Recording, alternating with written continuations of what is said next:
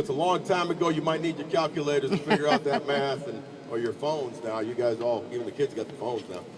And snuck out, literally got out of a country with my parents at 6 years old. So I know I have a lot of 6-year-olds here, on to like I think 12 or 13. So imagine being 6 years old with my big brother who was almost 10, and we left through Mexico. Everything that I knew and everything that I had and all my little friends at that point in time, which wasn't many, but you know, kindergarten, first grade, I was up to first grade at that point. Boom, my parents just said, we gotta go. Got on a plane, never been on a plane, flew to Mexico with fake visas, the whole nine. Now the reason for this, guys, is because Cuba still is a communist country. Not that far from us, but, and I won't get into the politics of it, but really kind of holds people down. You can't say a whole lot, or you might get arrested. There's a lot of controversial stuff that goes on. So my father, Leo, and my mom decided to try to see if we can get their 2 boys out with some help in the United States with the other aunts and uncles that already had gotten out. So we did, and now as I stand here in this great United States, I'm very thankful for that exodus and that journey that I didn't know I was going. I was just being led. I was like, okay, hey, we're going, okay. We get on a plane, we land in Mexico, we defect to the U.S. Embassy there, we make it to the United States, and that's really kind of where some of my life really began. I do remember Cuba, but it was only 6, so you don't remember a whole lot. But everything was, for me, not ripped because I was 6. I didn't have a whole lot. All I knew was playing, a little bit of school, and Spanish. No English. So I had to quickly learn, acclimate to a new country, a new language, new people, new friends. My parents now, that was huge. They left everything. And thankfully had some aunts and uncles that helped them restart life. So I'm very, very thankful of that plight by my parents. And one of the reasons that I worked hard and tried to create that heightened awareness throughout my athletic and scholastic career was because of my parents, who thankfully are still moving and trucking and doing well at 82 and 85 respectively, and down there in Miami. We made it to Miami when I was about 7 and a half, after living in New York. Dad didn't really like New York too much. Came down to where all the crazy Cubans live. Miami, hey, and Tampa, by the way. The original crazy Cubans are here in Tampa in East City. But of those that really know the history of Cuba and the United States, it has a lot of history back to the Tampa port. Regardless, grew up there. That's where I started playing Little League Baseball. Fun. At 8 years old, I discovered, you know, Little League, Curry League baseball. Remember my first game, first time up, I hit this hard ground ball up the middle. It went through the shortstop's leg. Center fielder came to get it. I'm 7, 8 years old, went through his leg, and I'm just running, and I got a Little League home run. I go, this game is awesome. I love this game. I'm going to do this every time up. Of course. I'm great.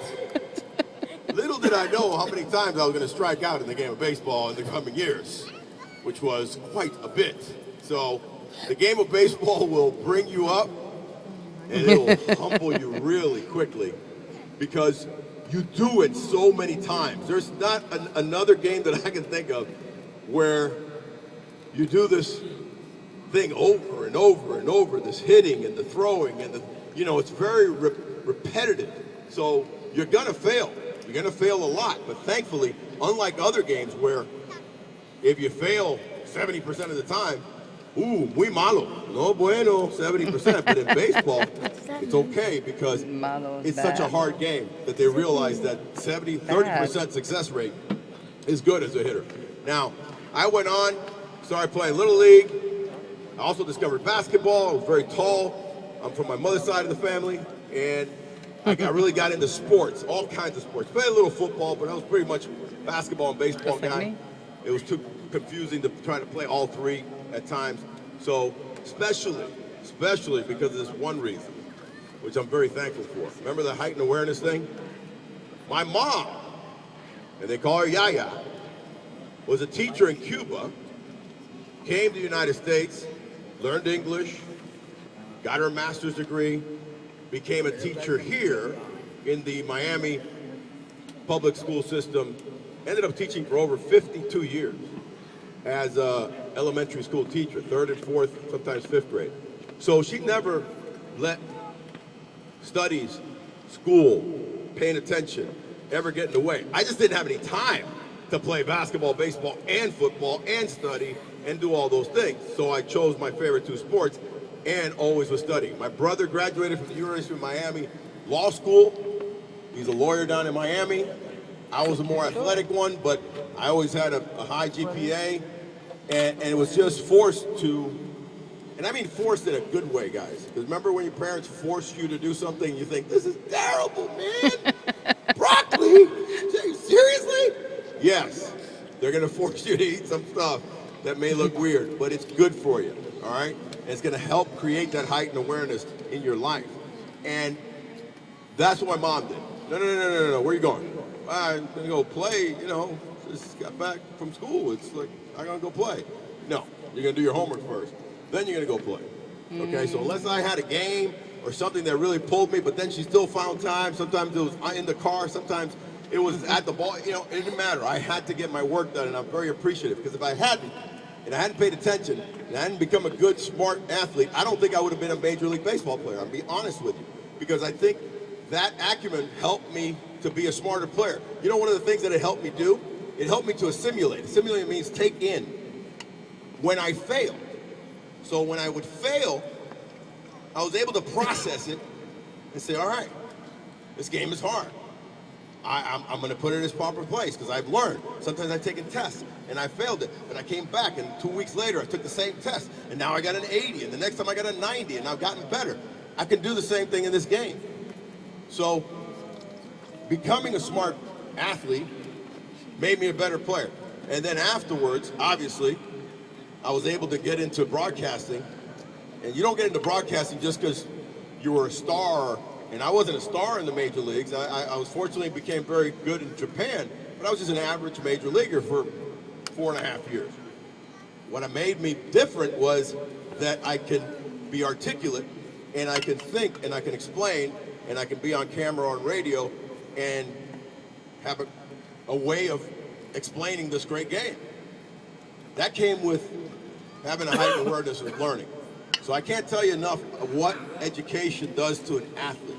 And you think of all the you think of all the great athletes, they're all smart.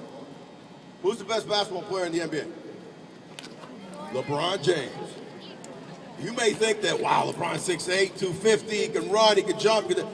You talk to LeBron James, and I've had the lucky pleasure to do that down in Miami when he was with the Heat. He's extremely articulate, smart. You hear the interviews, you hear how he thinks, how he knows the whole game, not just his scoring, dunking. He knows defenses. He knows the other team. He studies. Smart. Who was that number 2 guy that just retired from New York Yankees? He's okay. He's pretty good. Derek Jeter. I've had a chance to talk to him many times, too. I met him in 1996 when he was a rookie. I said, this guy's special. When he talks to you, he really understands what he's trying to do and what he's trying to accomplish on the field. And he's fast, strong, great arm. So I saw the attributes as far as physically, but I also saw a smart brain. Played for 20 years, will be in the Hall of Fame in a few years.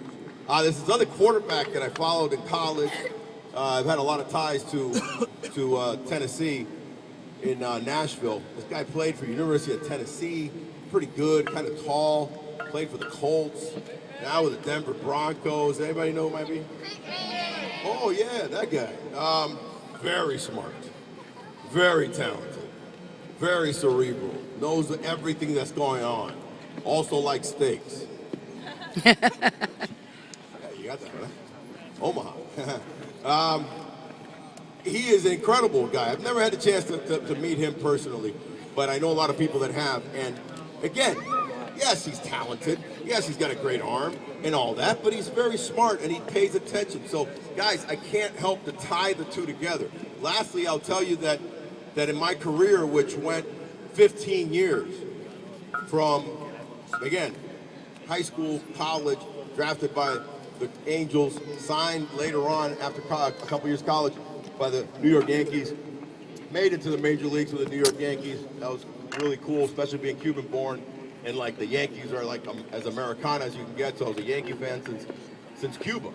And all my family is, so it was really special. Remember, I told you I had a family in New York that helped us get out. They were still living there, so they got to see me play in the pinstripes, get my first few hits.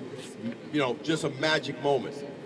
Got traded to Pittsburgh, got to play alongside the greatest player that I've ever physically seen, and literally locker next to him for a year, by a guy named Barry Bonds.